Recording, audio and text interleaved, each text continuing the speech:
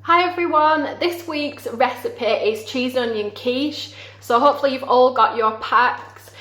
Within your pack you should have some flour if you haven't had it previously, some butter, some onions, some cheese and some eggs, and you should have your recipe card. You can mix up your quiche and add any ingredients you want to make your favourite flavour. So if you want to use bacon or chicken or tuna or add more vegetables, that's fine. Any ingredients that are raw you need to cook before you put into the quiche, but I'll tell you when to put them in as we go through the recipe. So you're going to be getting your hands messy because you're going to be making your own pastry. So the first thing you want to do is fill up a bowl of hot soapy water, and then you want to get your oven up to temperature. So you want to set that for 175 degrees. So the first thing that we're going to do is make the pastry. Now I'm really nervous because I've never made pastry before. So what you want to do is weigh out your butter. So you want about half a block of butter, which is about 125 grams, cut into little cubes. So if you remember, we did that for the last recipe for the crumble, so in little cubes. If you put that into a clean bowl, your butter is better if it's cold, so straight out the fridge. And then you want 275 grams of plain flour, or 45 tablespoons. Now a tablespoon is one of those big spoons. All right, so that's mine. And what you want to do is rub that together like we did with the crumble, so it makes breadcrumbs. So you just get it, work it between your fingers, bring it all together. It will take a little bit of time, so keep going. A bit of a tip, if you're getting towards the end and things look like they're becoming breadcrumbs, so mine getting there, if you give your bowl a shake, it brings all the big lumps of butter to the top so you can see which bits need rubbing in a bit more. So all my butter is mixed into my flour now, so you want to make this into a dough. So I've just got a cup of cold water. I'm going to add 5 tablespoons into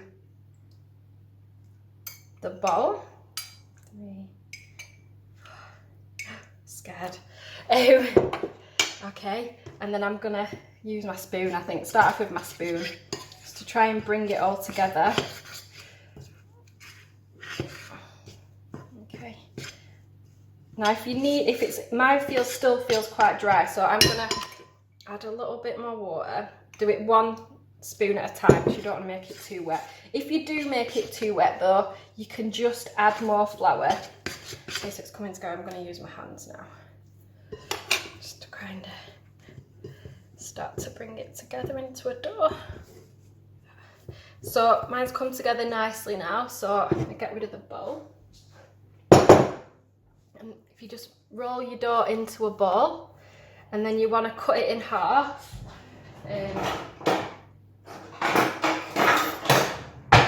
So if you roll your dough into a ball and cut it in half, and then make them both into rounds. And then you want to pop these into the fridge to chill. If you want to wrap them in cling film, that's cool. If you're going to use them straight away, you could just stick them in like that just to chill. Okay, so it's time to do the filling. I'm going to make just the basic cheese and onion quiche, but at this point you can get your other ingredients ready. So I've just chopped my onions into small pieces. I've got a red onion, it's just because that's what was in the supermarket, but if you want to use white onion, that's fine. So you want to soften your onions before you put them in the quiche. So if you just put a frying pan on the heat with a little bit of butter or oil, it's up to you which one you want to use. Let that melt, and then just add your onions and just cook them just for a couple of minutes until they're softened. At this point, if you wanted to add bacon, you could fry some bacon, or if you wanted to use mushrooms. So if you remember, any ingredient that is raw, you need to cook at this stage. So my onions have been cooking for a few minutes. If you wanted to caramelise them, you could add a little bit of vinegar at this stage, if you wanted to. So they're done now. So I'm going to take them off the heat and just put them in a bowl. I've also grated my cheese. There's about like a small block there. That's for 2 quiches.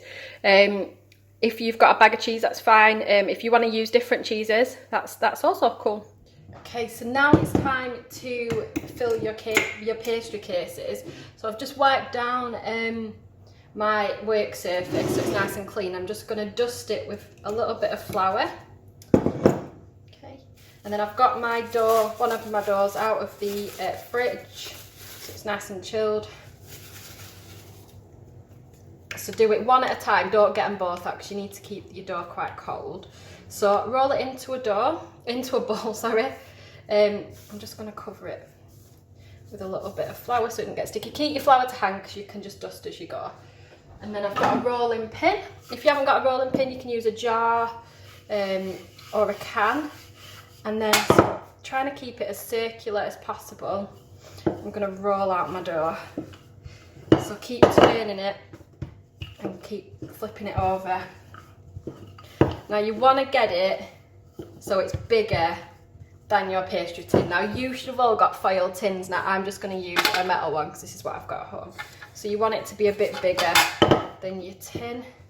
Oh, it's not very circular. Keep making sure it doesn't stick. Try not to tear it, but if you do, you can just put it back together.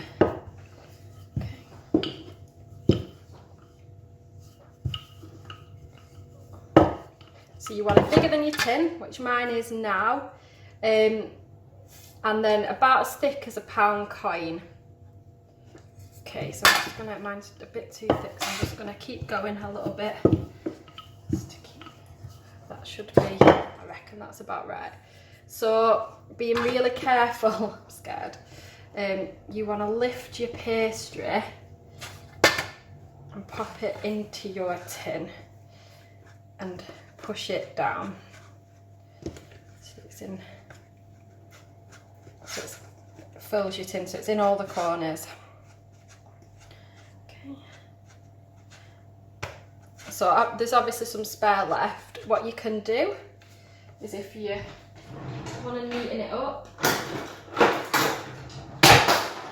just get a knife and just cut the extra bits. It will shrink, so don't go too short, so don't cut inside your tin, because as it cooks it will shrink a little bit. Okay, so we're done. It looks alright, does that? You can do this bit afterwards if you're a bit worried about it shrinking, but it should be okay, I reckon. So as you can see, I've lined my tin. If you want to do each of your quiches individually, that's fine. If you want to line the other one now, that's cool. The next thing we're going to do is blind bake the pastry. So what you want to do is get some foil or baking sheet and get it roughly the size of your tin, and then get some rice, some uncut rice, and fill your tin with that. I've actually got some baking beads, so I'm just going to use them. It's the same thing, and you want to cover the bottom of your tin, and this helps the pastry, stop the pastry shrinking, and it also helps with the filling when you fill it after. So as you can see, so you would do this with your rice. You won't be able to cook the rice and eat it once you've done this with it, but you can keep that rice for blind baking pastry if you want to do this again.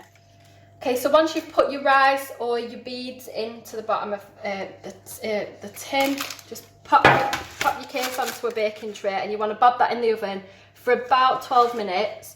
And then after 12 minutes, take the foil out and the beads of the rice, and then just cook it for another 4 minutes just to cook the bottom. If you don't have any baking sheet or foil or rice, you can just stick the pastry case into the oven for around 15 minutes. So my pastry's been in the oven for about 12 minutes. As you can see, it's going a little bit golden on the edges. So I'm going to take my beads out. And then I'm gonna bob it back in the oven for another 4 minutes just to get that base cooked. So I've got my pastry case out of the oven, so the bottom's cooked, the outside's cooked. So now it's time to fill. So if you remember the onions and the cheese that you've got, that makes 2 quiches. So the first thing to do is just add some onions and cheese. Oops, blacken the view. So layer this up. So like half the onions, making sure they're like spread evenly around, which that isn't happening. And your cheese.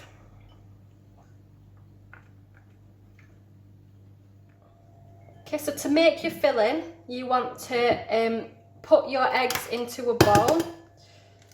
So there's 6 eggs altogether, so that makes 2 quiches. And just whisk those. You can add a little splash of milk, a little splash, and some salt and pepper. You can miss that if you don't want to add salt and pepper.